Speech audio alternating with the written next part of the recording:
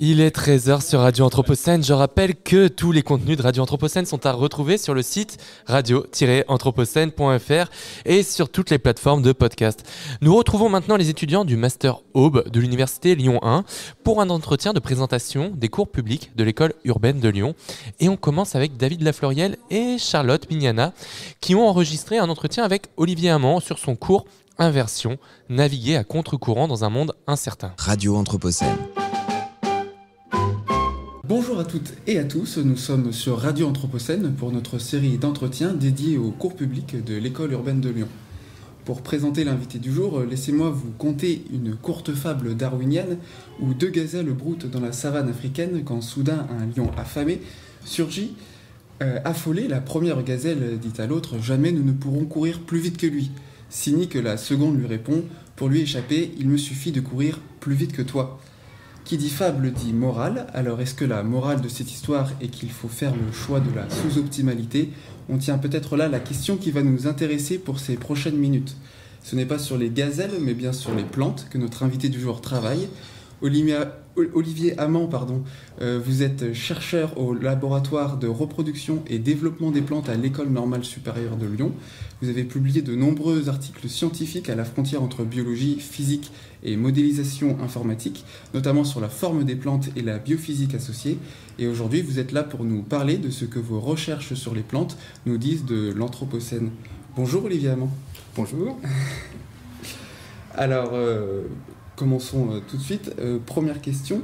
Dans notre monde en perpétuel changement, qu'est-ce qui permet aux plantes, aux espèces de plantes que vous étudiez, de persister dans le monde ?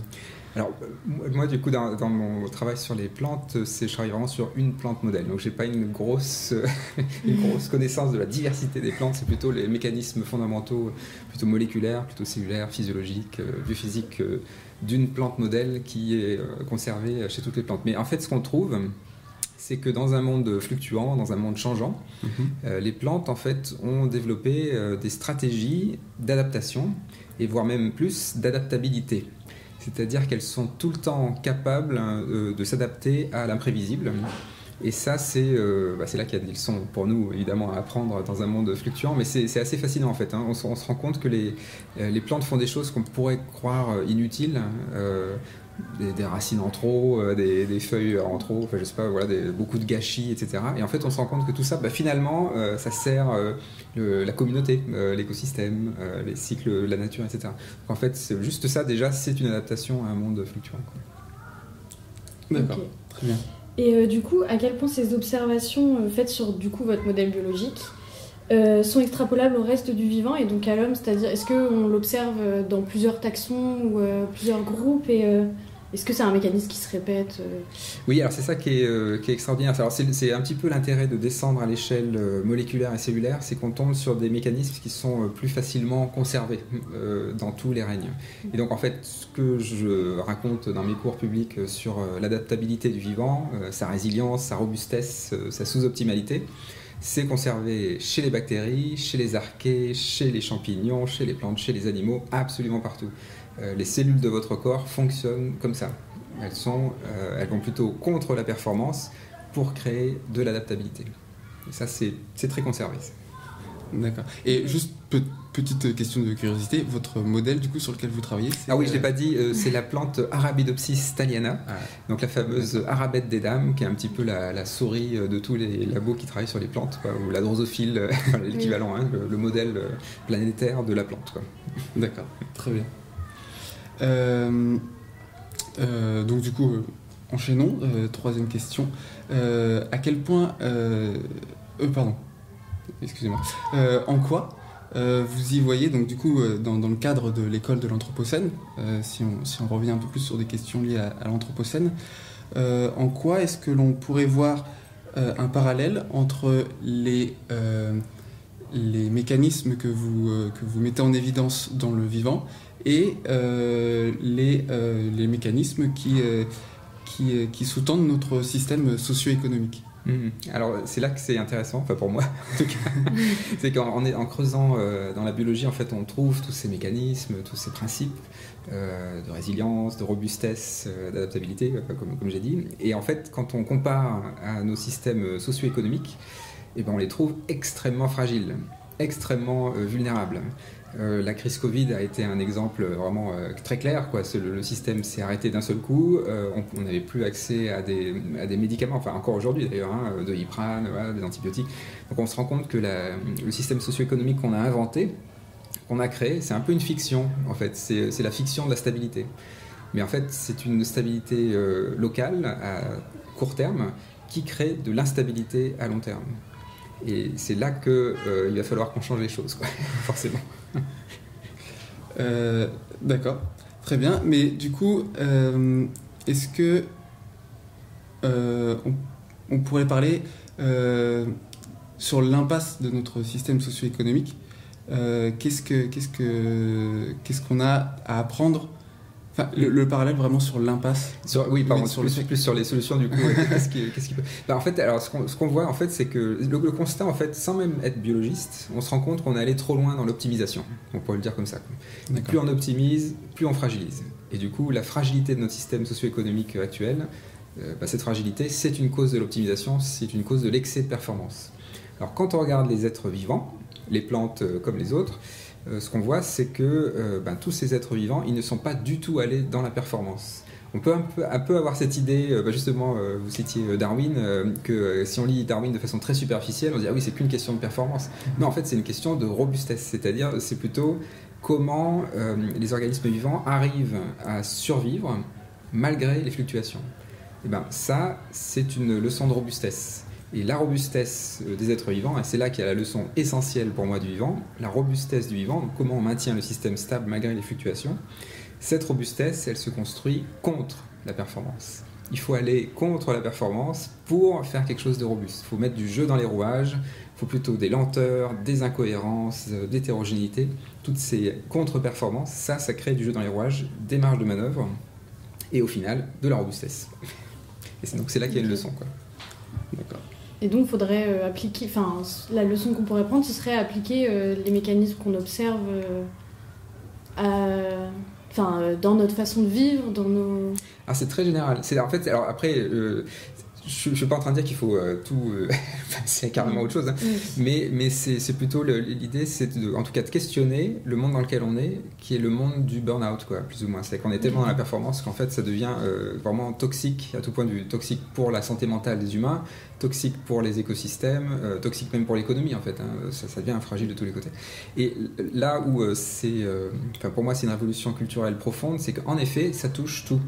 C'est que c'est pas seulement un modèle économique qui va changer, forcément, quand dans un monde fluctuant, forcément on va aller vers plus de robustesse, mais c'est aussi nos façons de faire, en effet. Peut-être qu'on va aussi voir la culture différemment. La culture, c'est très clairement quelque chose qui ouvre l'esprit, qui ouvre le débat, donc ça c'est de la robustesse, c'est pas de la performance. Et du coup, voilà, ça peut toucher plein de champs. Ok.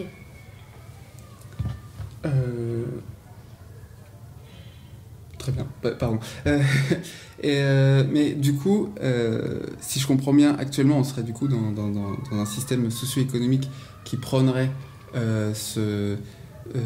cette performance. Mais qu'est-ce qui empêcherait, mettons, on pourrait imaginer une société hypothétique dans laquelle on ne mettrait plus le progrès pour le progrès, on arrêterait de valoriser ça. Qu'est-ce qui empêcherait, est-ce qu'il n'y aurait pas un risque que des tricheurs puissent émerger et revenir et nous faire rebasculer dans les travers de la société dans laquelle on est? Bien sûr, en plus on peut toujours tout récupérer, hein, donc tout est possible. Alors ce que j'ai envie de dire, c'est que si le système est réellement robuste, il peut s'accommoder de quelques fraudeurs. D'accord. En fait, donc c'est un petit peu ce qu'on apprend aussi en lisant Elinor Ostrom, La gouvernance des communs, par exemple. C'est un système où en fait, faut pas sanctionner les fraudeurs, en fait, parce que le système est tellement robuste qu'il vaut mieux laisser passer les quelques fraudeurs, à la limite les garder dans le cercle de ceux qui gèrent les communs, parce qu'en fait, ça a une valeur éducative plus forte que la sanction qui va plutôt éloigner tout le monde, et finalement, au final, ça va être la compétition et on va épuiser la ressource, quoi. Donc il y a un peu cette idée que dans la robustesse, c'est que si on est vraiment robuste, on peut avoir un peu de jeu, y compris un peu de tricheur, un peu de fraudeur. Mais après, je comprends la question aussi dans le sens où, dans le monde actuel, on est encore dans le monde de la performance. Oui. Et donc du coup, basculer dans la robustesse comme ça d'un seul coup, oui, là on va être un peu la gazelle, du coup on risque de se faire choper. Mais en fait, ce qui est intéressant, c'est qu'on peut, c'est pas forcément brutal, hein, ce changement-là. C'est qu'en fait, il y a plein de projets actuellement qui sont déjà dans la voie de la robustesse, dans ce monde de la performance. Je peux penser à l'agroécologie, c'est toujours les exemples que je prends, hein, les sciences citoyennes, là, qui sont bien ici, l'école de l'Anthropocène. Les sciences citoyennes, l'habitat participatif, qu'est-ce que j'ai dit, l'agroécologie, le taux réparable, tout ça, c'est des évolutions qui vont vers plus de robustesse et c'est construit sur moins de performance. Donc en fait, on y est déjà, hein, quelque part, on a déjà passé le tournant. D'accord, très bien. Mais du coup, concrètement, est-ce que ça devrait, du coup,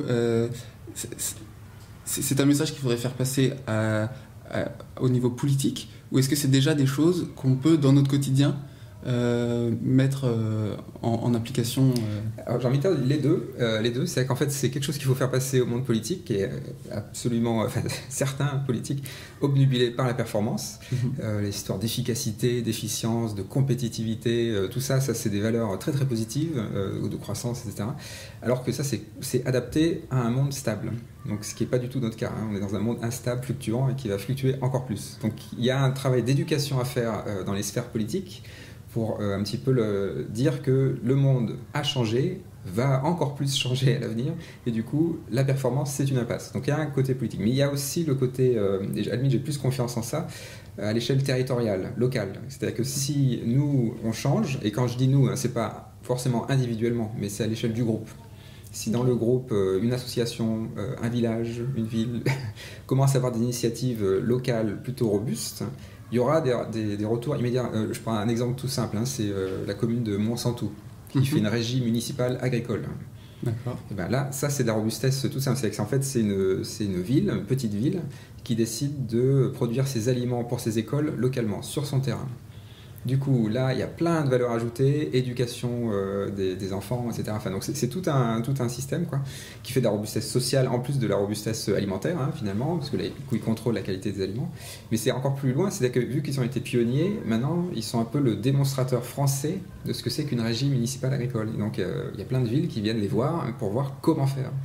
Et du coup, ça, c'est un exemple où, localement, donc c'est un petit groupe, c'est une petite ville, qui a décidé de faire une initiative qui va plutôt contre la performance vers la robustesse et qui maintenant peut dire on a fait ça et il y a une valeur ajoutée tout de suite, quoi. Enfin, ça se voit tout de suite, quoi. Donc du coup, si à demi-mot, si je comprends bien, le synonyme un peu d'optimisation, ça serait pour nos sociétés, ça serait le capitalisme.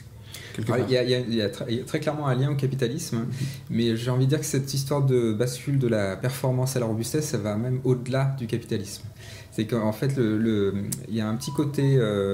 c'est là où on rentre dans l'Anthropocène. En fait, l'Anthropocène n'est pas un capitalocène, pour moi. C'est plus large que ça. C'est-à-dire que dans cette histoire de performance, elle est présente dans le monde communiste. La performance, elle est présente dans les théocraties. Donc c'est vraiment quelque chose qui est vraiment ancré très profondément dans la culture humaine, dans la tradition humaine. La robustesse, c'est vraiment quelque chose que tous les terriens sur Terre font. C'est-à-dire que tous les êtres vivants, à part deux types d'organismes, que sont les humains et les parasites. Ce sont les deux seuls êtres vivants, enfin des organismes vivants ou plus ou moins vivants, qui sont que dans la performance. Un parasite, il va exploiter toutes les ressources, il va être au maximum de performance jusqu'à la mort de l'autre, quoi. Et donc les humains ont fait à peu près pareil, quoi. Tous les autres êtres vivants, ce qu'ils font, c'est qu'ils ne tapent pas dans le stock de ressources, ils régénèrent la ressource en permanence. Donc c'est un flux. Et au lieu de faire beaucoup d'extraction, ils font beaucoup d'interactions. Et cette richesse des interactions, c'est ça qui crée de la robustesse. Et c'est ça qui fait que ça dure, en fait. Donc la vraie durabilité, c'est celle-là, quoi. D'accord, très bien. Donc si je comprends bien, l'homme actuellement, se placerait peut-être en parasite de nos écosystèmes. Absolument. Et de nos paysages. Michel Serres l'a dit avant, enfin plein de monde l'a dit ça avant, mais donc là, mais c'est vraiment, enfin quand on regarde bien, je peux prendre un autre exemple, un blue malgare par exemple. Un blue malgare, c'est quand des cyanobactéries pullulent dans les océans ou dans les lacs, et du coup ça devient toxique pour tout le monde. Pourquoi ils pullulent? Parce qu'il y a d'un seul coup la bonne température, plein de nutriments. Du coup, allez, on y va, ça performe à fond là, mais du coup, de pauvreté génétique, il n'y a plus d'interaction, c'est un clone, quoi, grosso modo. Hein. Et du coup, tout le monde est en compétition pour la même ressource. Donc, tant que la ressource est abondante, ça marche très très bien. Hein. Donc, ça, c'est les 30 glorieuses, quoi. Et puis, quand la ressource n'est plus abondante, ça collapse, hein, forcément. Quoi. Donc, avant que ça collapse, c'est bien de prendre le tournant vers la robustesse. Quoi. Ok. Donc, ce serait peut-être maintenant qu'il faudrait que. On se tourne vers ça, exactement, vers la robustesse. En fait, on le fait déjà, c'est ça qui est bien. C'est que, en fait, quand on regarde bien les signaux faibles du monde qui vient, là, je peux citer l'agroécologie, par exemple, qui est en plein développement, et il n'y aura pas de retour en arrière. Donc, c'est l'agriculture intensive, qui est vraiment l'agriculture de la performance typique, quoi. Ça ne va pas durer. Il reste une vingtaine de récoltes hein, sur ce modèle-là. Hein. Il y aura des problèmes de pétrole, il y aura des problèmes d'eau, des problèmes de pesticides, d'acceptabilité, etc. Donc c'est terminé ce modèle-là. C'est juste qu'il est obsolète, mais il est encore là, mais il est sur la fin. Là. Donc en fait, on est déjà en train de construire le monde d'après. C'est ça qui est plus engageant quand même. Oui, c'est très optimiste. Quand vous dites il reste une vingtaine de récoltes, c'est-à-dire une vingtaine de saisons? Ouais, c'est ça. Ouais, alors c'est en fait, si on regarde bien, hein, si on prend le pic de phosphate, hein, par exemple. Phosphate, hein, c'est un des deux engrais vraiment essentiels pour l'agriculture intensive. Ça dépend pas de l'azote de l'air, ça dépend de carrières de phosphate. Les carrières de phosphate, où est-ce qu'elles sont? Elles sont essentiellement au Maroc. Il y en a un petit peu en Tunisie, un petit peu, il y en a pas mal en Chine encore, voilà, il y a quelques endroits comme ça. Mais le stock de phosphate, si on suit le Geological Survey des États-Unis, là, il prévoit un pic de phosphate en 2040. Une population qui augmente, un pic de phosphate en 2040.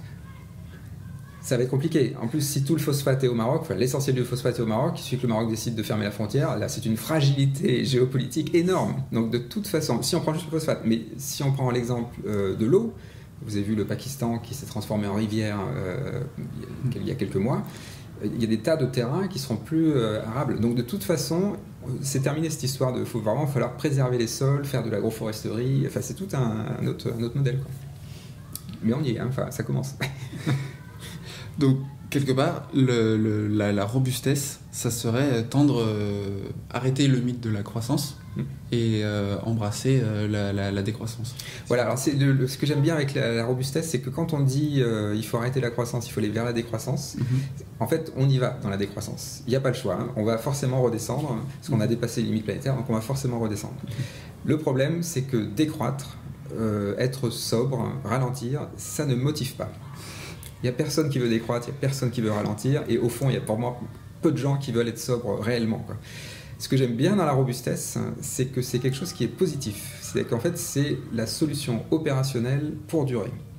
Et du coup, si on est robuste, de toute façon, on fait de la décroissance. Mais du coup, on ne le dit pas comme ça. C'est pas de la manipulation, hein, c'est juste dire je construis ma robustesse. Si vraiment je suis sérieux, si je veux vraiment faire de la robustesse de façon sérieuse, il faut que j'aille contre la performance. Mais je comprends pourquoi je vais contre la performance. C'est pas juste pour décroître et vivre avec une bougie, comme dirait l'autre. C'est plutôt pour construire autre chose, le monde robuste de demain.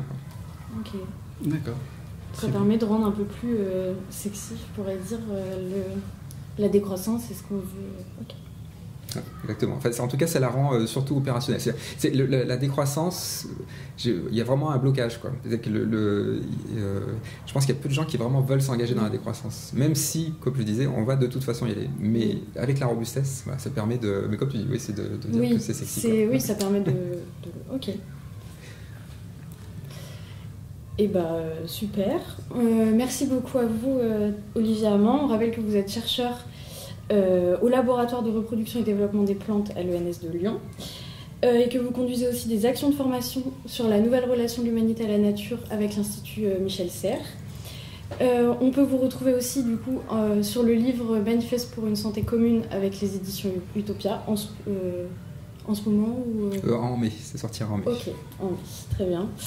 Merci à toutes et à toutes de nous avoir suivis. Vous pouvez retrouver cet entretien en replay sur radio-anthropocène.fr et sur toutes les plateformes de podcasts. Radio